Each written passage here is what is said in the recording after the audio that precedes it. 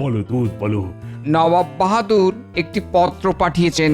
আমাকে বলেছেন এই পত্র আপনাকে দিতে এবং আপনাকে এক্ষুনি তার উত্তর দিতে হবে, আর সেই উত্তর নিয়ে আমাকে এক্ষুনি যেতে হবে। বেশ বেশ, তোমার পত্র মন্ত্রীকে দাও। মন্ত্রী, পত্র পড়ে শোনাও। কল্যাণী এসু কৃষ্ণচন্দ্র, আশা করছি তোমার প্রজারা বেশ মহা আনন্দেই আছে, আর তারা তোমাকে মন প্রাণ দিয়ে খাজনাও দিয়েছে। তোমাকে যে কারণে এই পত্র পাঠিয়েছি সেটি হচ্ছে আগামী 14ই পৌষ অর্থাৎ ইংরেজদের বর্ষ শেষের দিন বড়লাট আমাকে একটি অনুষ্ঠান করিয়া একটি ট্যাঁক ঘড়ি উপঢৌকন দেবেন। ট্যাঁক ঘড়ি? হ্যাঁ গোপাল, ওটি হচ্ছে সময় দেখবার যন্ত্র। নবাব বলেছেন এরপর ইংল্যান্ড থেকে একটি বিদেশি সোনার বড় ঘড়ি জাহাজে করে এসেছে। হ্যাঁ, সোনার ঘড়ি? কি হলো মন্ত্রী, কি ভাবছো? না না, বলছি বড়লাটের ইচ্ছা ঠিক রাত 12টায় সোনার ঘড়ি ঢং ঢং করে বাজিবে। আর এ তো ঢং মহারাজ, এ তো বড়ই রঙ্গ, 12 বার ঢং ঢং করবে। আহ গোপাল, একটু চুপ করো। হ্যাঁ, যা বলছিলাম, সোনার ঘড়ি ঢং ঢং করে বাজিবে আর বড়লাট কেক নামক একটি মিষ্টান্ন কাটিয়া নতুন বর্ষ উদযাপন করিবে। তারপর বল নামক এক প্রকার নৃত্য করিবেন। হ্যাঁ, বল নাচ? সে আবার কি? এ কি আমাদের উপর বল প্রয়োগ করা হবে নাকি? তোমাকে কি আমন্ত্রণ করা হয়েছে গোপাল? সে যাই হোক, বল প্রয়োগের ব্যাপারটা আমার মাথায় কিন্তু থাকলো। মহারাজ, নবাব লিখেছেন বল নৃত্য সাহেব মেয়ে সবাই মিলেই নাচে, আমরা দর্শনে উপভোগ করব। তুমি এবং তোমার পাত্র মিত্র সবাইকে আনিবে, এটাই আমার ইচ্ছা। আমিও বড়লাটকে দেখাতে চাই আরে ঘরে আমরাও কিছু কম যাই না। এবং কি? গোপালকে অবশ্যই আনিবে। মহারাজ, মনে হচ্ছে নবাব বাহাদুর গোপালকে দিয়ে বল নৃত্য করাবে। পরিশেষে জানাই, এই বৎসরের পূর্ণ খাজনা আমার কাছে এখনো এসে পৌঁছায়নি। নবাব ঘুরে ফিরে সেই খাজনাতে এসেই আটকে যাচ্ছেন মহারাজ। বর্ষবরণে এত বাজনা বাজবে আর উনি খাজনা নিয়েই চিন্তিত। বেশ, তুমি যাও, নবাবকে গিয়ে জানাও 14ই পৌষ প্রত্যুষে মহারাজ কৃষ্ণচন্দ্র তার পাত্রমিত্র এমনকি গোপাল সমেত নবাবের কাছে পৌঁছে যাবেন। ধন্যবাদ মহারাজ, আপনার আজ্ঞা নিয়ে আমি আবার রওনা দিচ্ছি নবাবের কাছে। তাহলে মহারাজ, এটা তো বড়লাটের আমন্ত্রণ হলো না? না না না, এটা নবাবের এক প্রকার হুমকি হলো। আমরা কিন্তু নবাবকে জানিয়েছিলাম যে হেমন্তে অসময়ে বৃষ্টির জন্য প্রজাদের অনেক ফসল নষ্ট হয়ে গেছে। কিন্তু উনি বলেছিলেন বৃষ্টির সময় বৃষ্টি হবে। এ আর আশ্চর্য কি? অর্থাৎ নবান্নের পূর্বে ভারী বৃষ্টি চাষিদের কিরকম ক্ষতি করে সেটি নবাব জানেন না, উনি সময়ের দোহাই দিচ্ছেন। কি বলতে চাইছো গোপাল? এটাই বলতে চাইছি যে নবাবের এই সময় জ্ঞানের অভাব ইংরেজরা বিলক্ষণ ধরতে পেরেছে, আর তাই তারা নবাবকে ওই ট্যাঁক ঘড়ি দিচ্ছেন। তোমারও কি ওই রকম ট্যাঁক ঘড়ির শখ জেগেছে নাকি গোপাল? আমার কি শখের শেষ আছে? সোনার ঘড়ি? হ্যাঁ, না, এটাকে কিভাবে কবজায় করা যায় ভাবি। ও, তার মানে তুমি এখন চললে? নবাবের আমন্ত্রণ বিশেষভাবে আমাকে। এটা জানি জানি, তুমি গিয়ে রঙ্গ করবে আর সবাই হাসবে বলি আর কেউ নেই যে নবাবকে হাসাতে পারে। আহা গিন্নি, তুমি বুঝতে পারছো না, এটা শুধু নবাবকে হাসানো নয়, এটা ইংরেজ সাহেবদের বল নৃত্য। তুমি কি যে ছাই পাশ চাকরি করো বুঝি না, শেষে নৃত্য করতে যাওয়া হচ্ছে। আহা, আমি নাচবো নাকি? তুমি নাচলে যে কি হবে সেটাই ভাবছি। ঘরে তো তুমি নাচো না, সবাইকে নাচাও। হ্যাঁ, মানে কি কি কি কি কি বলতে চাইছো কি তুমি? আজ 7 দিন ধরে বলে যাচ্ছি কই মাছের ঝাল খাবো গো, তা 7 দিনে তুমি বাজারে কই মাছ দেখতে পেলে না? খালি আজ আনবো কাল আনবো বলে না চাচ্ছ। হ্যাঁ, কি কাণ্ড হচ্ছে! এত বড় একটা সাহেবদের অনুষ্ঠানের বিষয়ে কথা, আর সেখানে তুমি কিনা কই মাছ নিয়ে এলে। কই আমার, কই মা। এই কই কই করছো কেন? কই শুনে তুমি কই কই কই কই করছো? কি? সোজা কথা বলে দিচ্ছি, কই মাছের ঝাল যদি না খাওয়াতে পারো তাহলে তোমার ওই নাচতে যাওয়া হবে না। হ্যাঁ, কি আশ্চর্য! মহারাজ বললেও হবে না। হ্যাঁ, আরে শোনো গিন্নি, এটা একটা বিরাট ব্যাপার। সাহেবরা আমাদের নবাবকে ট্যাগ ঘড়ি উপহার দেবেন। এটা একটা যাকে বলে দুর্লভ মুহূর্ত হবে। সেই সময় উপস্থিত থাকা একটা বিশাল বড় ব্যাপার গিন্নি। ও তাতে তোমার কি? হ্যাঁ, তুমি নিজে তো ট্যাগ খালি করে সব সময় বসে থাকো। হ্যাঁ, উফ গিন্নি, শোনো শোনো, একটা বিশাল সোনার ঘড়ি জাহাজে করে এসেছে। সেইটা ঠিক রাত 12টায় ঢং ঢং করে বাজবে। সোনার ঘড়ি হোক আর তামার ঘড়ি, ঢং ঢং ঢং ঢং করে বাজবে। সেই নিয়ে তুমি এত ঢং করছো কেন বাপু? বলি কটা সোনার গয়না গড়ে দিয়েছ আমাকে? এই রে, কই মাছ তো এর থেকে ভালো ছিল। কিচ্ছু বলি না বলে তো তুমি পেয়ে বসেছো। এখন বাজারে যাও, ভালো দেখে কই মাছ নিয়ে এসো, তবে তুমি যেতে পারবে, এই আমি বলে দিলাম।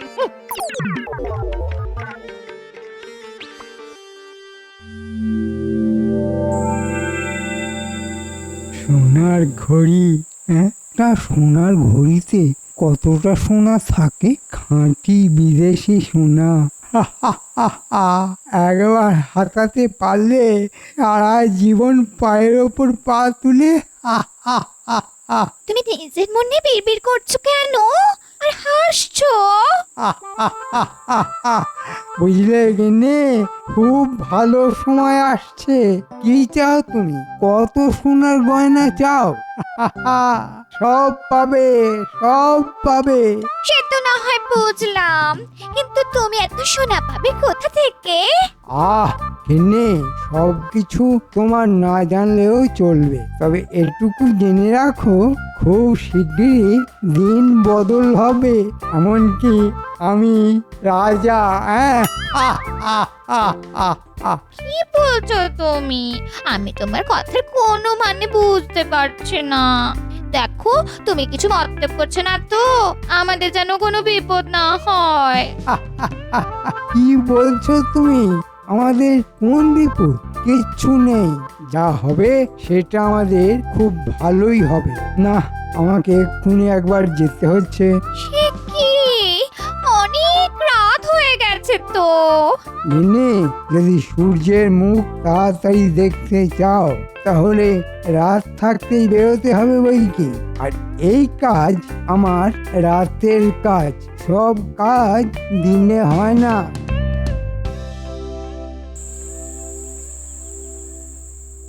বলি বলি তুমি কি পেয়েছো শুনি এই শীতের রাতে? তোরঙ্গতে কি ভরছো? হ্যাঁ, এই দেখো, আরে আমি কদিন থাকবো তার তো কোনো ঠিক নেই। নতুন পোশাক, তারপর ওই গরম চাদর টাদর কিছু নিতে হবে তো নাকি? তোমার নতুন পোশাক? হ্যাঁ? শেষ কবে কিনেছিলে মনে আছে? হ্যাঁ? গিন্নি, চুপ করো তো। তুমি যাও, গিয়ে ঘুমো। তোমার তোরঙ্গের এই ক্যাচ ক্যাচানি শব্দে ঘুম ভেঙে গেল। নিজেও সব লন্ড ভন্ড করছো, আর আমারও রাতের ঘুমের তো ভারপা করছো। হ্যাঁ, যাও সরো তো এখান থেকে, আমি গুছিয়ে দেবো। উফ, না না, মনে হচ্ছে পেটে খাবার ঠিক হজম হয়নি। কই মাছের ঝাল তো না, যেন লঙ্কা বাটা জিভে ডলে দিয়েছে কেউ। বাধ্য হয়ে আমাকে হাঁড়ি থেকে গুড় নিয়ে খেতে হলো। কাণ্ড, হ্যাঁ? বলি ছোটবেলার অভ্যেস তোমার আর গেল না দেখছি। হ্যাঁ, আমি একটু হেঁটে আসি, বুঝলে? ভালো করে গায়ে আলোয়ান জড়িয়ে নাও। বলি বাইরে পৌষের শীত, সেই খেয়াল রেখো। হ্যাঁ, না, পেট বেশ গরম হয়েছে মনে হচ্ছে, সেই কারণে একেবারে ঠান্ডা লাগছে না, ঘুমটাও আসছে না। না, কাল একবার কবিরাজের থেকে পাঁচন খেতে হবে দেখছি। এত রাতে কে? যেই হয়ে থাক, তারও আমার মতো পেট গরম হয়েছে বলে তো মনে হচ্ছে না। এগিয়ে দেখি তো। তাড়াতাড়ি পৌঁছাতে হবে। মন্ত্রী নিশ্চয়ই কোনো কুমতলবে এসেছে। ও বাবা, আবার শীষ দিচ্ছে। বলুন মন্ত্রী মশাই। বড় কাজ আছে।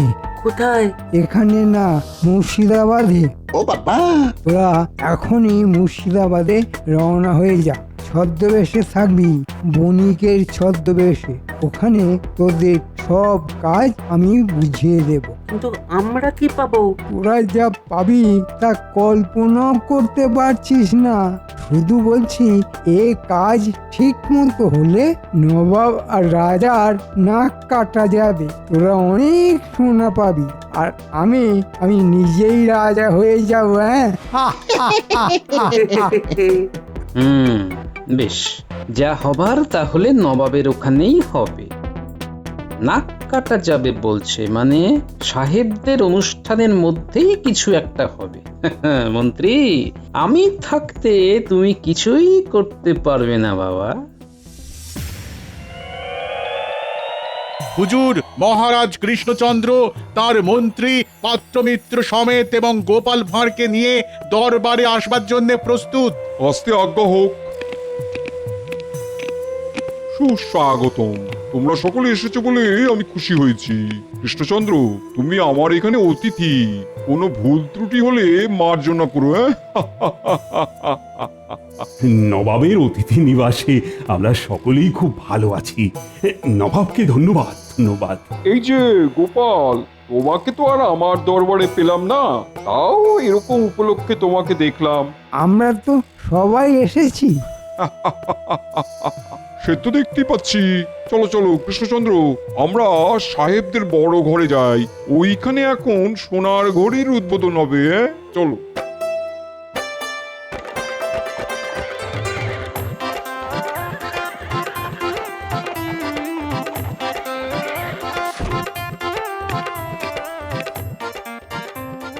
এই বিশাল গম্বুজ কি সাহেবরাই বানিয়েছে? আমার শ্রমিকেরাই কাজ করেছে, এরা নকশা দিয়েছে, যথাযথ পারিশ্রমিক এনারাই দিয়েছেন।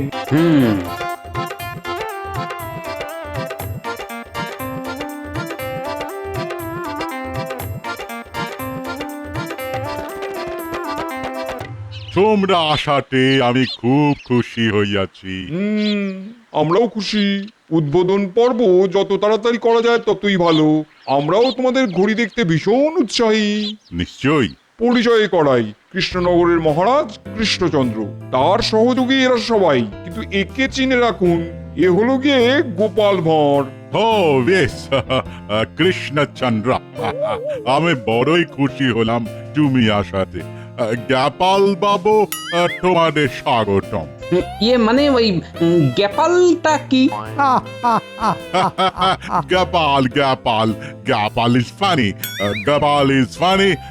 ক্লক পাশের ঘরে, I mean room. Oh sorry sorry sorry, দুঃখিত দুঃখিত। ক্লক মানে তোমাদের ঘড়ি ঘড়ি। ও বেশ বেশ।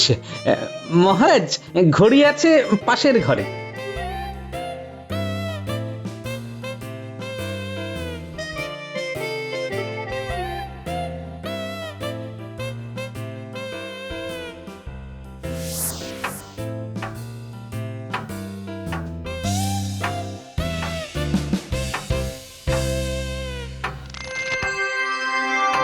চমৎকার, অপূর্ব অপূর্ব।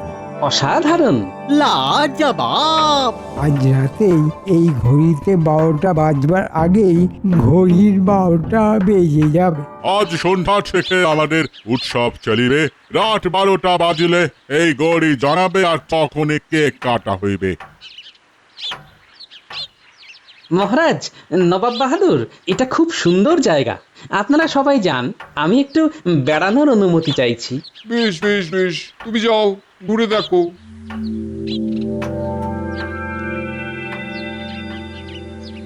কেমন আছো প্রহরী? আমরা একটু ভেতর ঘুরে দেখতে চাই। অনুমতি চাই, অনুমতি ছাড়া ঢুকতে দেওয়া হয় না। আচ্ছা, আমরা এই গম্বুজের বাইরে বাগানটা তো ঘুরতে পারি।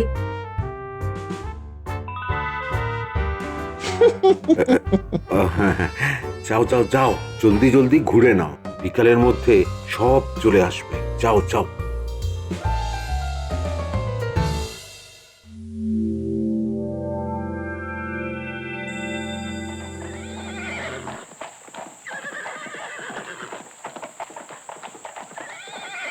কি হলো গোপাল? মহারাজ, নবাব বাহাদুর, আপনারা ভিতরে যান, আমি আসছি। ঠিক আছে ঠিক আছে, তুমি কিন্তু বড্ড ছটফটে হয়ে গেছো গোপাল। গোপাল শয়তানটা কিছু আন্দাজ করেছে কিনা কি জানে।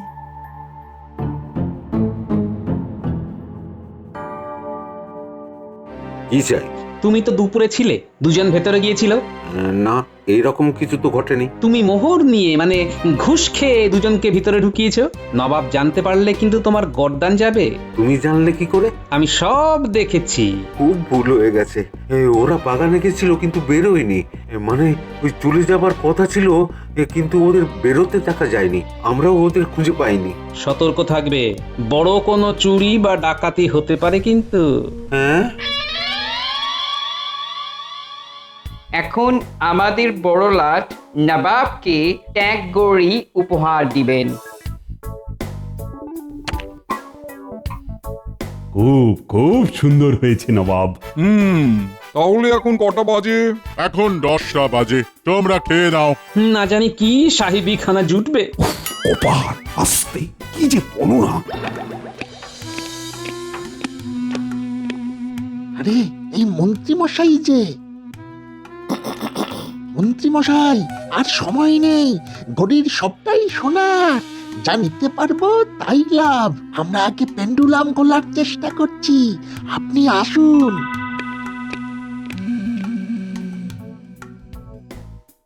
সবাই শুনবেন, ঠিক রাত 12টার সময় ঘড়ি ঢং ঢং করে, তখন সবাই চিৎকার করিয়া বলিবেন, happy new year. Happy new year. ঠিক আছে, এতে ওই নতুন বছর শুরু হবে, তাই তো? হ্যাঁ, আচ্ছা কৃষ্ণচন্দ্র, গোপাল কই? আমার মনে হচ্ছে গোপাল নাচ করবার ভয়ে পালিয়েছে। মন্ত্রী, আমি তোমার রাজাকে প্রশ্ন করছি, তুমি বেশি বাচাল হইও না, কপালে অনেক দুঃখ আছে কিন্তু। মন্ত্রী তুমি চুপ করো। যথা আজ্ঞা মহারাজ।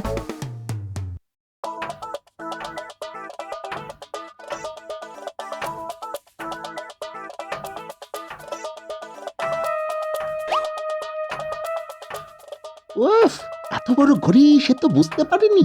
তুই যেই ডান্ডা ঝুলছে ওটা ধরে কাঁটায় পৌঁছা।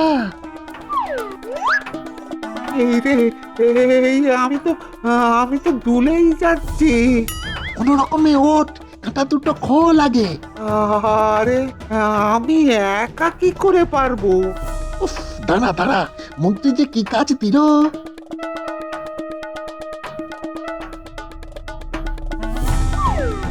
বাস, সোনার কাঁটা।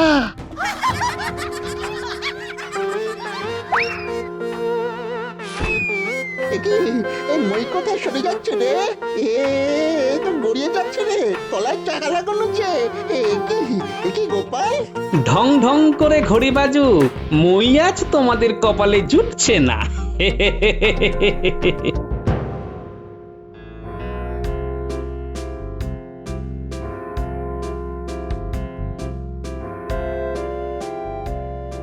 ও মাই গড, ক্লক এরকম বাজছে কেন? কি ব্যাপার লাট সাহেব, আমার ঘড়িতে তো 12টা বাজেনি, তাহলে ওখানে 12টা বাজছে কি করে?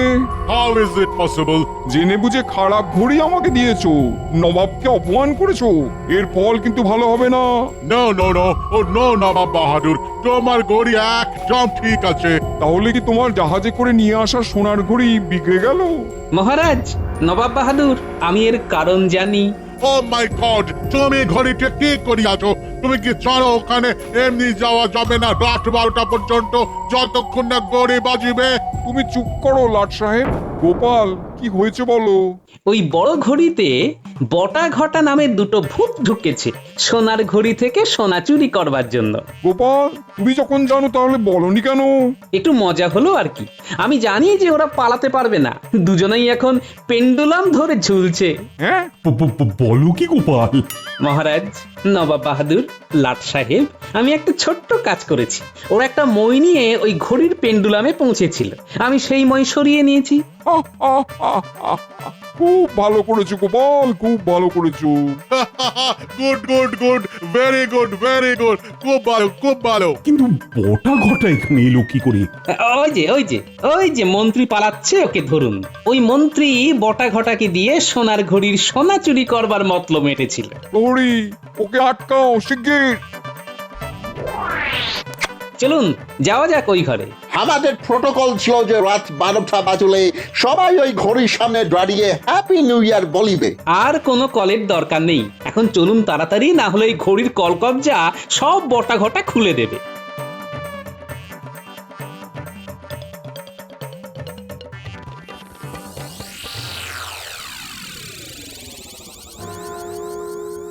মাই গড, এ কি, এ তো মনে হচ্ছে ভেঙে পড়বে। হ্যাঁ তাই। সবাই সরে যান, সবাই সরে যান।